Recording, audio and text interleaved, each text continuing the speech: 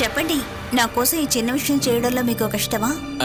ఏహే, ఇందులో ఇబ్బంది ఏముంది? నేను వెళ్ళి త్వరగా వచ్చేస్తాను. పిల్లలు నిద్రపోయారా? అబ్బాయి కాస్త ఏడ్చాడు, ఇప్పుడే పడుకున్నాడు. నా కూతుర్ని జాగ్రత్తగా చూసుకో. మీరేగా అన్నారు ఈరోజు చాలా పనులున్నాయని. మరెందుకు ఇంత స్లోగా ఉన్నారు? త్వరగా రండి. వెళ్ళొస్తాను.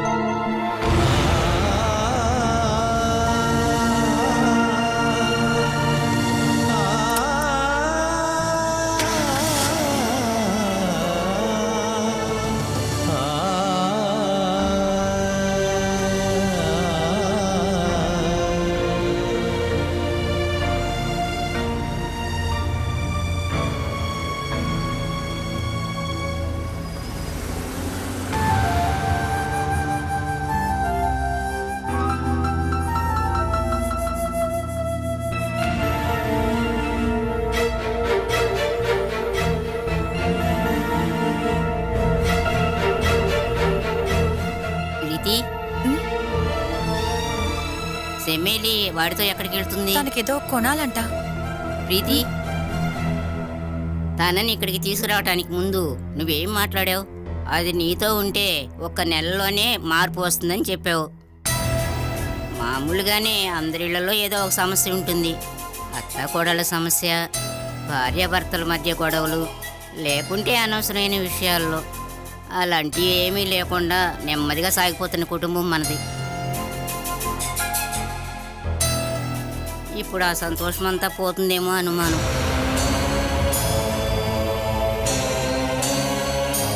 జాగ్రత్తగుంటే భయపడవలసింది లేదు.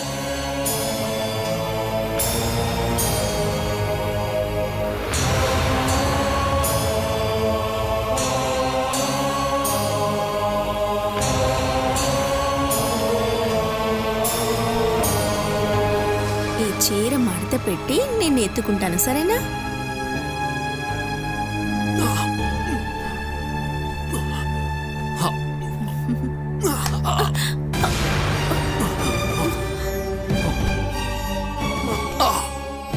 ఒళ్ళు నొప్పి వాపుడంతా ఉండడం వల్ల నేను అలా నిద్రపోయాను.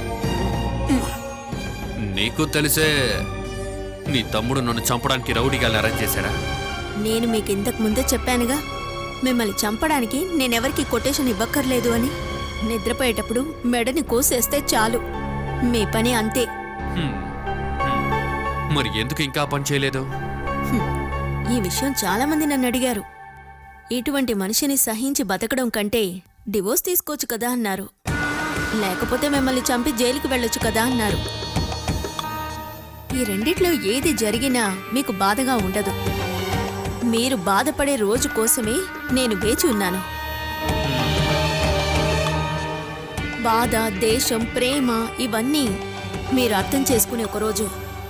అటువంటి రోజు కోసం నేను వేచి ఉండి మీ మనోవ్యాధి మొత్తం నయం అయ్యి మీరు చేసిన టార్చర్ని మీకు తెలియచెప్పి మీ కళ్ళల్లో ఆ బాధ చూసి ఒక్క బొట్టు కన్నీరు పడ్డ తర్వాత మిమ్మల్ని నేను చంపుతాను. అంతవరకు వెయిట్ చేస్తాను. అలా నన్ను పూర్తి చేయడానికి వెయిట్ చేస్తున్నా నువ్వు బ్యాగ్ తీసుకుని ఎక్కడికి బయలుదేరిపోయావు? నేనెక్కడికి బయలుదేరలేదు. మీరు చనిపోయారని అనుకుని నా తమ్ముడు నన్ను తరిమేయాలనుకున్నాడు. అందుకే నన్ను బయటికి నెట్టాడు. దానికి కావాల్సిందంతా వారికి ఇచ్చాను. ఇంకెక్కడి నుండి ఎవ్వరూ నిన్ను పంపించలేరు. ఇంక 1 వారానికి నేను కూడా ఉద్యోగానికి వెళ్ళలేను. నేను ఇక్కడ నీతో పాటే ఉంటాను. నువ్వు దేనికి భయపడద్దు. నాకెందుకు భయం? ఇంతకాలం ఏడ్చి పోరాడాను. ఇప్పుడు నా ముందు మీరు కాదు, నా ధ్యాస అంతా తన మీద. నా కూతురు, తన రక్షణ కోసం నేను జీవితాంతం పోరాడతాను.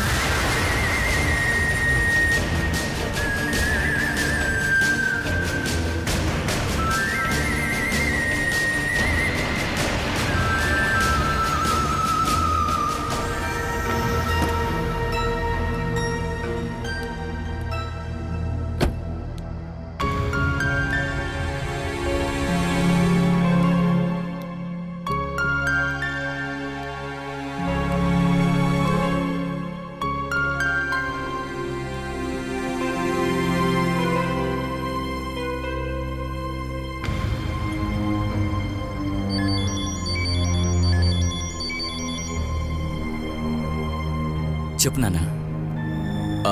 నేను ఇరుక్కుపోయాను. మీరెక్కడున్నారు? నేనిప్పుడు కొట్టు ముందున్నాను. చమేలి ఏదో కొనాలని లోపలికెళ్ళింది. ఆర్కే త్వరగా రండి, బాబు ఊపిరి పీల్చుకోలేకపోతున్నాడు. వెంటనే హాస్పిటల్కి తీసుకువెళ్ళాలి. నువ్వు రెడీ అయిపో, నేను వచ్చేస్తాను. సరే.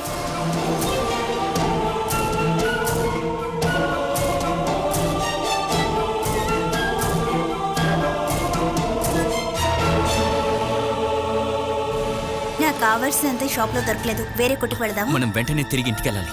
అదెలా వెళ్ళగలం? నా షాపింగ్ పూర్తి కాలేదు. చూడు, ఇంకో రోజు ఖచ్చితంగా వెళ్దాం. ముందు బండెక్కు. ఎక్కు.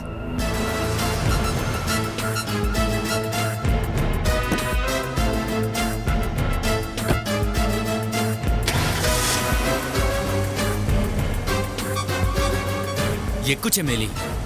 అది మరి ఎక్కమని చెప్తున్నానుగా.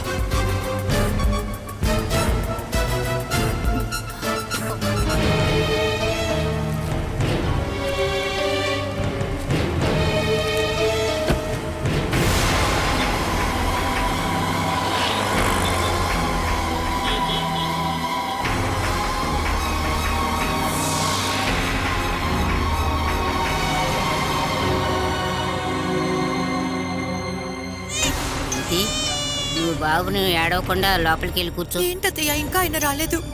బాబు కొంట్లో బాలేదని చెప్పాను కదా. ఒకవేళ చెమేలి ఏదైనా షాపింగ్కి వెళ్తే వెయిట్ చేస్తున్నాడేమో. సార్, నీకు ఎప్పుడైనా రానివ్వండి. బాబుని కదా ముందు హాస్పిటల్కి తీసుకువెళ్ళాలి. నువ్వు ఇప్పుడు నాతో ఇదంతా చెప్పుకుంటే ఏముంది ప్రయోజనం? ఇలాంటివన్నీ జరగకుండా నువ్వు ముందుగానే ఆలోచించవలసింది. కృష్ణ రావటానికి లేట్ అయితే మనం ఒక ట్యాక్సీ పిలుద్దాం. ఒకవేళ పర్చేజ్ అని చెప్పి చెమేలి ఎక్కడికైనా వెళ్ళిపోయిందేమో. తన పాప ఇక్కడేగా ఉంది. బిడ్డను విడిచిపెట్టి వెళ్తే మాత్రం నిన్ను భయపెట్టడానికి చెప్పడం లేదు. ఇప్పుడు అలాగే కదా జరుగుతుంది. భార్య, భర్త, బిడ్డ ఏదైనా పర్వాలేదు. ఎవరికి వాళ్ళే ఎలాంటి ఇబ్బందులు లేకుండా ప్రశాంతంగా జీవిస్తే చాలు. అందుకు బిడ్డ అడ్డం వస్తుందని చెమేలి అనుకుంటే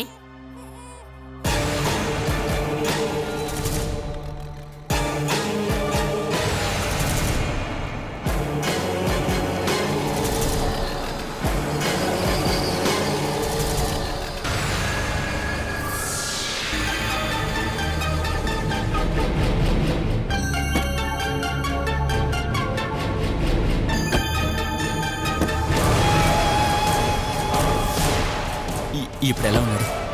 ఊపిరి పీల్చుకోలేకపోతున్నాడు. ఒక అరగంట వెయిట్ చేస్తుంటే నా పర్చేస్ పూర్తి అయ్యి ఉండేది. వీటన్నిటికీ చొప్పు దెబ్బ నేను హాస్పిటల్ నుంచి వచ్చాక చెప్తాను. త్వరగా వెళ్దాం. త్వరగా ఎక్కువ.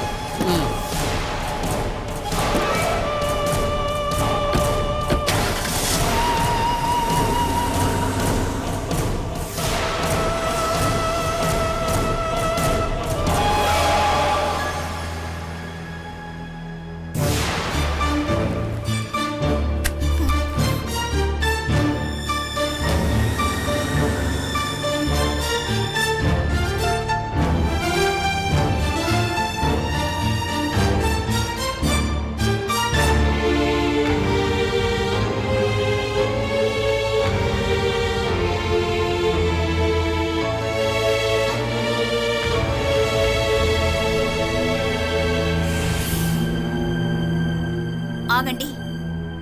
ఇక్కడున్న వాళ్ళకి ఎవ్వరికీ నా మీద శ్రద్ధే లేదు. మరెందుకు నన్ను ఇక్కడికి తీసుకొచ్చారు?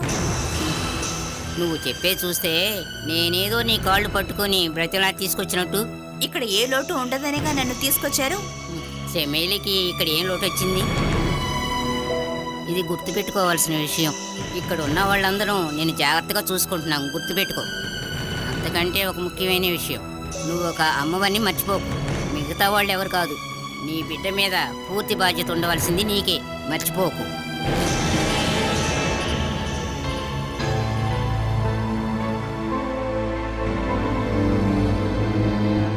ఇలాంటి పరిస్థితుల్లో తను వదిలిపెట్టడం చాలా దారుణంగా ఉంటుంది. అయితే నువ్వు వెళ్ళి దాంతో పాటు ఉండు. ఇంతకు మించి ఈ ఇంట్లో నేను మనశ్శాంతిగా ఉండలేను. అది నా వల్ల కాదు. ఎందుకు మావయ్య రమ్మన్నారు?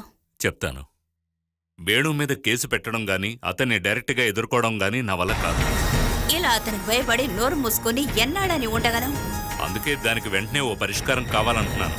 అలా అనుకున్న అజయ్ పరిస్థితి ఏమైందో చూశారు కదా. అసలు ఇంటికే రాలేని పరిస్థితి ఏర్పడింది. వాణ్ణి చూడాలని ఆశగా ఉందండి.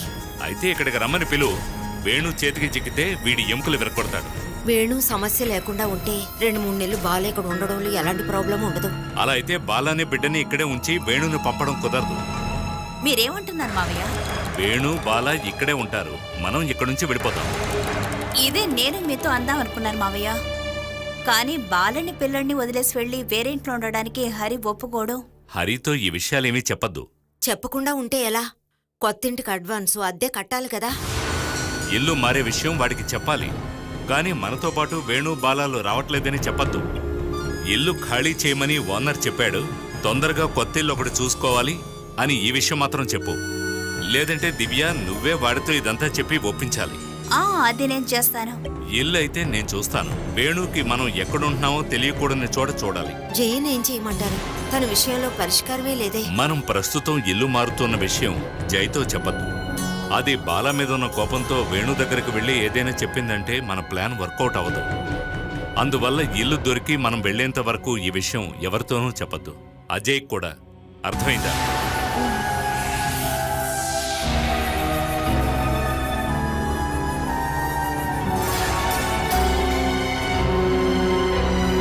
పిల్లోడు పెట్టినప్పుడు బ్లడ్లో ఆక్సిజన్ లెవెల్ ఏదైనా తక్కువ ఉందని డాక్టర్ ఎవరైనా చెప్పారా? లేదండి. బాబుని తీసుకోండి. రానన్నా.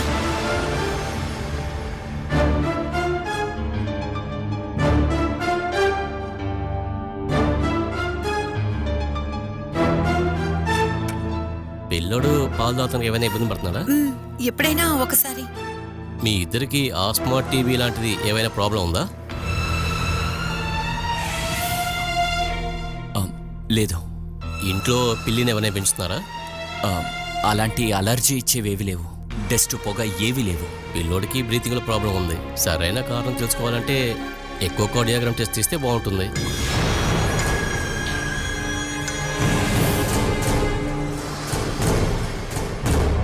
మీరు టెన్షన్ అయ్యేలాగా ఏ ప్రాబ్లం లేదు. జబ్బు ఏంటో తెలిసిపోతే ట్రీట్మెంట్ ఈజీగా అయిపోతుంది. కార్డియాక్ టెస్ట్ అని చెప్తున్నారు. పిల్లోడికి హార్ట్ డిసీజ్ ఏమైనా ఉందని అర్థం కాదు. లేదని కన్ఫర్మ్ చేసుకుంటానికే ఈ టెస్ట్. అది ఏంటో తెలుసుకోకుండా ఏదో ఒక మందులు ఇవ్వలేం కదా. ఓకే, మీరు చెప్పినట్టు ఎక్కువ కార్డియోగ్రామ్ చేయండి. రిస్క్ తీసుకోవడం మాకు ఇష్టం లేదు.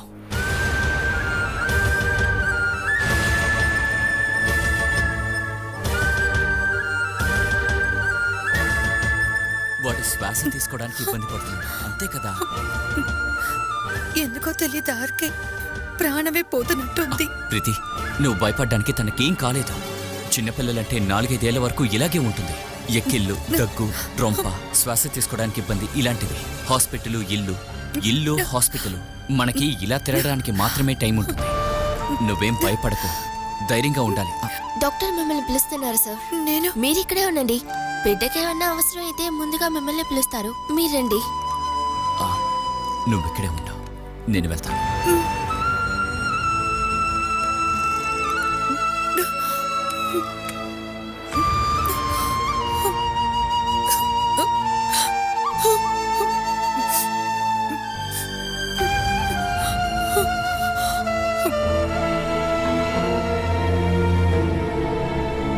ఎక్కువ కార్డియోగ్రామ్ టెస్ట్ తీసాం. దానికి సంబంధించి ఇంకా 2 టెస్టులు కూడా తీసాం. పిల్లోడికి హార్ట్కి వెళ్ళే వాళ్ళలో చిన్న ప్రాబ్లం ఉంది. మెడిసిన్ తీసుకుంటే వల్ల ఉపయోగం లేదు. సర్జరీ చేస్తే కానీ అది సరవదు. మీరు చెప్పండి డాక్టర్, ఏం కావాలన్నా చేద్దాం. నేను చెప్పినని నెక్స్ట్ స్టెప్ తీసుకోకండి. వేరే ఏదైనా హాస్పిటల్కి వెళ్ళి స్పెషలిస్ట్ని చూసి కన్ఫర్మ్ చేసుకోండి. మన ఊర్లో గొప్ప కార్డియాలజిస్ట్ సర్జన్ ముందే నేను కూర్చున్నానని నాకు బాగా తెలుసు. I trust you. సర్జరీ ఎప్పుడు చేయాలో మీరు చెప్పండి డాక్టర్. ఈ సర్జరీ చేయడం వల్ల మొత్తం క్యూర్ అయిపోతుందని నాకు తెలుసు. కానీ ఆపరేషన్ ఇప్పుడు చేయలేమనేదే దీంట్లో ఉన్న పెద్ద కాంప్లికేషన్. అదేంటి, ఇక్కడ సౌకర్యం లేదా? అట్లాగంతా ఏం లేదు రాధాకృష్ణన్. బాబుకి 7 సంవత్సరాలు నిండకుండానే ఆపరేషన్ చేస్తాం వీలు కాదు. మరి అప్పటి వరకు పిల్లాడిని బాగా జాగ్రత్తగా చూసుకోవాలి. ఇప్పుడు ఇచ్చే మెడిసిన్స్ వల్ల కొంచెం బ్రీతింగ్ ఇష్యూ లేకుండా తగ్గించవచ్చు. మీరు చాలా జాగ్రత్తగా బాబుని చూసుకోవాలి. మీ దృష్టి అంతా బాబు పైన ఉండాలి. నేను ప్రీతికి విషయం ఎలా చెప్తాను? తను ఇప్పుడే బయట కూర్చుని ఏడుస్తుంది. తనకి ఎలా చెప్తాను? ఇప్పుడు మీరు వాళ్ళతో ఏం చెప్పకండి. బిడ్డని తీసుకొని మీరు రేపు ఇంటికి వెళ్ళొచ్చు. అక్కడికి వెళ్ళిన తర్వాత ఆవిడతో నిదానంగా చెప్పండి. ఆ తర్వాత ఇద్దరు కలిసి బిడ్డని తీసుకురండి.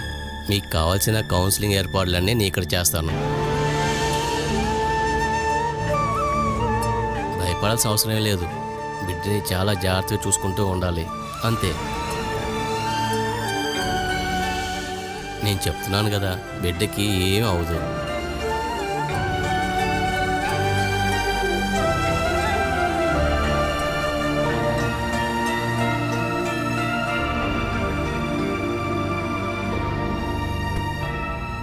ఎందుకు బాలా భోంచడానికి పిలిస్తే రానే లేదు? నాకు ఆకలిగా లేదు. నీకొక పాప ఉన్న విషయాన్ని నువ్వు మర్చిపోవద్దు. నువ్విప్పుడు తిండో నీకోసం మాత్రమే కాదు. ఇదిగో నీకోసమే తీసుకొచ్చాను, రూమ్లో పెడతాను. నువ్వు వద్దని చెప్పినా దీన్ని తిరిగి తీసుకువెళ్ళను. నీకెప్పుడు కావాలో అప్పుడు తిను. నాకు నీ మీద ప్రేమ లేక కాదు, నేను నిన్ను ప్రొటెక్ట్ చేయడం ఈ ఇంట్లో ఉన్న మిగతా వాళ్ళకి నచ్చదు. అందుకే బాలా, నువ్వు పస్తుండకు, దయచేసి తిను. ఇది చూస్తుంటే నాకేమనిపిస్తుందో తెలుసా? కడుపు నిండా భోజనం పెట్టి బలివ్వడానికి తీసుకెళ్తున్నట్టుగా ఉంది. నీ మనసులో ఉన్న ఆలోచనని నువ్వు ముందు మార్చుకో. అందరూ నీ శత్రువులని నువ్వు అనుకుంటున్నావు. నా నమ్మకమంతా ఇప్పుడే సరవుతుంది దివ్య.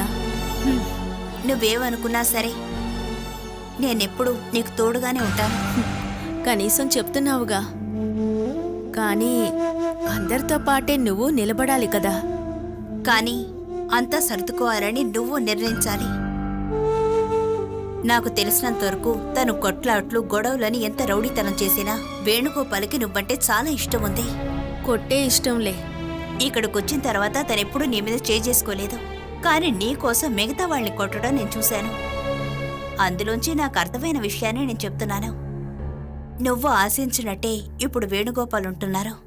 నువ్వు స్ట్రాంగ్గా చెప్పేవంటే ఆయన వింటారు. హరి ఫోన్ చేసినప్పుడు ఒక విషయం చెప్పారు. మీరుండడానికి అన్ని సౌకర్యాలు ఉండేలాగా ఇల్లు చూడమన్నారు. అద్దె కూడా హరి ఇచ్చేస్తానన్నారు. నువ్వు చెప్తే వేణు వింటారు. అలా ఉంటే మీ ప్రైవసీ కూడా మీకుంటుంది. ఏంటి, దీని గురించి ఆలోచిస్తావా? దివ్య, వాళ్ళ ఇంట్లో ఉండడానికి చోటు లేకేమి కాదు. వేణుగోపాల్ నన్ను ఇక్కడికి తీసుకొచ్చింది. ఇక్కడున్న వాళ్ళని ఇబ్బంది పెట్టాలి. ఇప్పుడు అతనికున్న ఒకే ఒక లక్ష్యం అదే. అందువల్ల నువ్వు పెద్ద బంగ్లా కొనిచ్చినా వేణుగోపాల్ ఇక్కడి నుంచి వెళ్ళడు.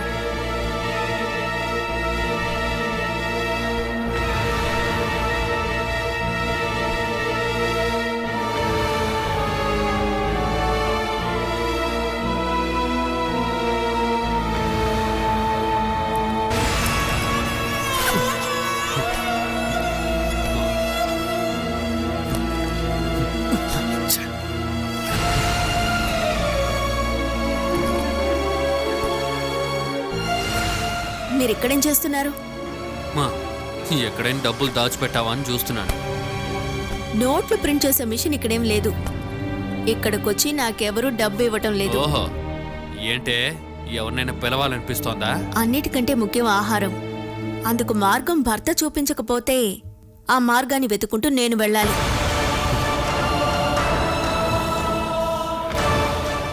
అమ్మా అమ్మా, ఎవర్రా ఆయన? అమ్మా నీకు కావలసిన వాళ్ళట. అలాగా, ఎక్కడి నుంచి అవును, డిస్ట్రిక్ట్ బ్యాంక్ నుండి వస్తున్నాడు. లోన్ తీసుకొని ఇప్పటికే 3 సంవత్సరాలు అయ్యింది. నోటీసు పంపించాం, యాక్షన్ తీసుకుంటామని కూడా చెప్పాం. రిజిస్టర్ నోటీస్ కూడా ఇచ్చాం, ఆర్బిట్రేషన్ కూడా పంపించాం. ఇప్పుడు వరకు మీరు ₹1 కూడా తిరిగి కట్టలేదు. మీరు నేరుగా బ్యాంకుకి వచ్చి 3 ఇన్స్టాల్మెంట్లో వడ్డీ మొదలు తిరిగి కట్టేస్తామని మీరే కదా రాసిచ్చి వచ్చారు. అదేం లేదు, కొబ్బరికాయలు కాయలేదు. ఈసారి పంట సరిగ్గా రాలేదు. మీ లోను త్వరలో కట్టేస్తాం. ఇక మీరు కట్టాల్సిన అవసరమే లేదు. అయితే 14 లక్షలు కట్టనక్కర్లేదా? నేనున్నాను అన్నారు కదా, అది ఇదేనా? నేను చెప్పేది అది కాదు. ఈ ఇంటిని స్థలాన్ని సీజ్ చేయమని ఆర్డర్ వచ్చింది.